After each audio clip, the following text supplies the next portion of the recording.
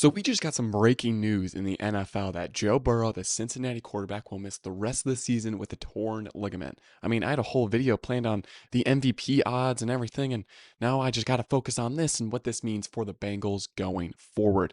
So as we look at the current playoff picture for the AFC, you got Kansas State at the 1, Baltimore at the 2, Jacksonville at the 3, Miami at the 4, and then you got the wild card teams with Pittsburgh in the 5, Cleveland in the 6, and the Texans in the 7th seed. And the Bengals were 10th at a 5-5 record, and they're going to play Pittsburgh this week. And I think their playoff hopes are trashed this year, even if they were to somehow rally and make the 7th seed. I think that's still not the best decision for them. They should tank the rest of the season, get a high draft pick. And you're like, whoa, whoa, whoa. Jackson, what do you mean? What do you mean? Well, this is actually huge news, not only for the AFC North, but the AFC as a whole. Because look, Cincinnati's been struggling. There's just been something off all season, and you could blame it on Joe Burrow's health with his calf that he had a strained calf earlier in the season. Now it's a torn ligament in his throwing hand. So not only does this make Baltimore's road to winning the division easier, but it also makes Pittsburgh's chances of making the playoffs even higher. Pittsburgh is going to make the playoffs, and maybe even Cleveland too. Cleveland still has to play the Bengals one more time, and the Chiefs are probably going to get the 1 seed now because they don't really face any adversity for the rest of their season outside of the Philadelphia game this upcoming weekend. So, you know, it's really tough for the Bengals. They had a rough year, and I think this just puts the nail in the coffin, which is unfortunate because they have a pretty decent squad, but they've been struggling.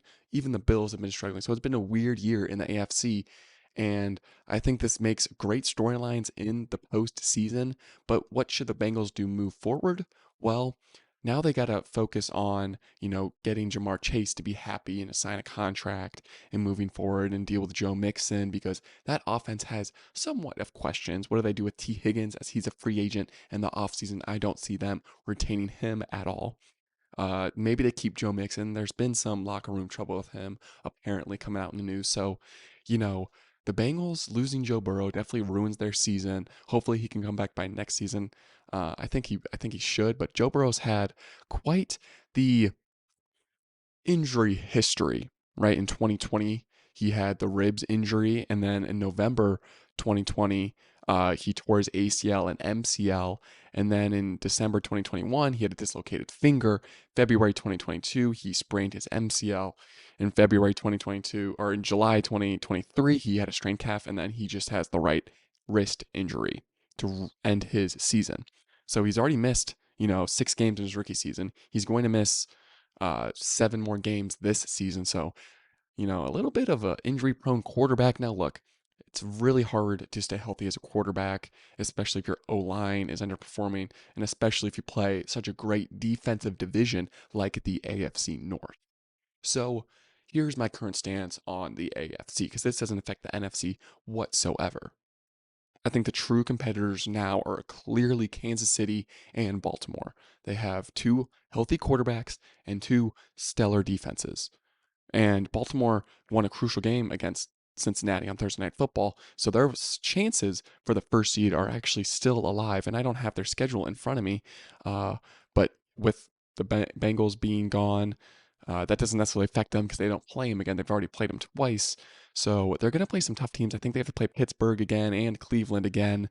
So it's definitely not going to be an easy road for them as they have the best division in football this year. So, but it should be Baltimore. But then you have some stragglers that are going to be fighting for seeding position because Baltimore or Cincinnati is no longer in discussion.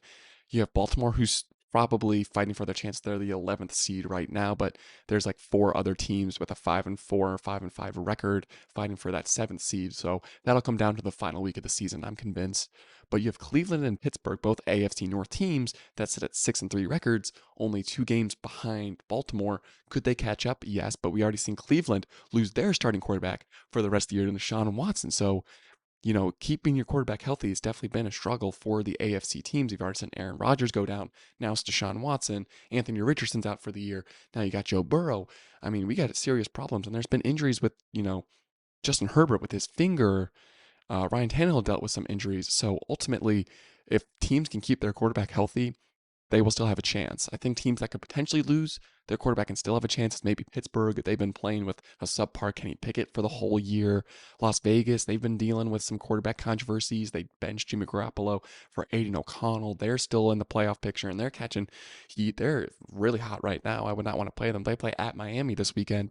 Miami should be on upset alert. They are coming off a bye though, so I wouldn't necessarily bet on them because Miami is, I think, still a well-coached team.